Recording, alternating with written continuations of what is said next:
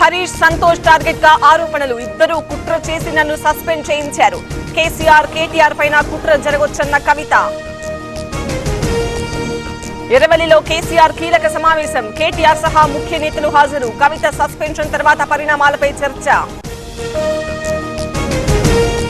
కవితను బీజేపీలో చేర్చుకునే ప్రసక్తే లేదు. అవినీతి పరులను మేం తీసుకోం. బీఆర్ఎస్ అవినీతిని కాంగ్రెసే కాపాడుతోందన్న బీజేపీ. దుబ్బాకలో ఎవరి దయతోనూ గెలవలేదు. హరీష్ పెత్తనం వద్దనుకునే నన్ను గెలిపించారు. కవిత సానుభూతి అక్కర్లేదన్న రఘునందన్. కవిత ఎపిసోడ్ అంతా డ్రామా. ఆమెను గాంధీ భవన్ మెట్లెక్కనివ్వం. 10 ఏళ్లు రాష్ట్రాన్ని లూటీ చేశారన్న మంత్రి అడ్లూరి. ఈ world IVF day O S S wheel of hope తిప్పండి. ఫ్రీ ఐవీఎఫ్ గెలుచుకోండి. నా లేఖ విడుదల చేసింది సంతోష్ రావే. పోచంపల్లి అవినీతిపై పల్లా సమాచారం ఇచ్చారు. అన్ని బయట పెడితే ఇబ్బంది పడతారన్న కవిత. చెత్తగాళ్ల వెనుక నేనెందుకుంటాను, మీ గొడవల్లోకి మమ్మల్ని లాగొద్దు. కవిత కామెంట్లపై సీఎం రేవంత్ రియాక్షన్.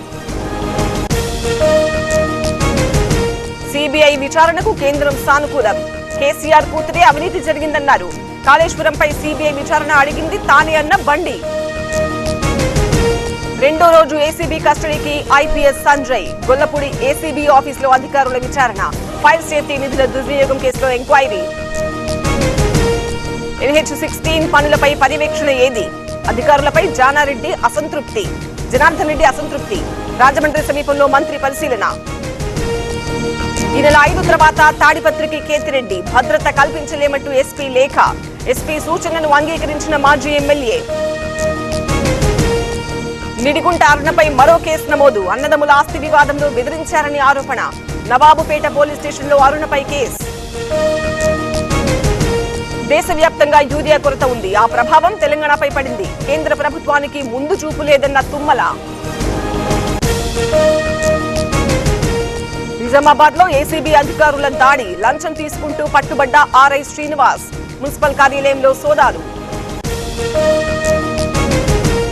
సుప్రీంకోర్టులో జేపీ వెంచర్స్ కు షాక్. మరోసారి అఫిడవిట్ దాఖలు చేయాలని ఆదేశం. తదుపరి విచారణ 2 వారాలకు వాయిదా. కాళేశ్వరం దగ్గర నిలకడగా గోదావరి వరద. మేడిగడ్డ బరాజ్ 85 గేట్లు ఎత్తి నీరు విడుదల. ఇన్ఫ్లో అవుట్ఫ్లో 6 లక్షల క్యూసెక్కులు.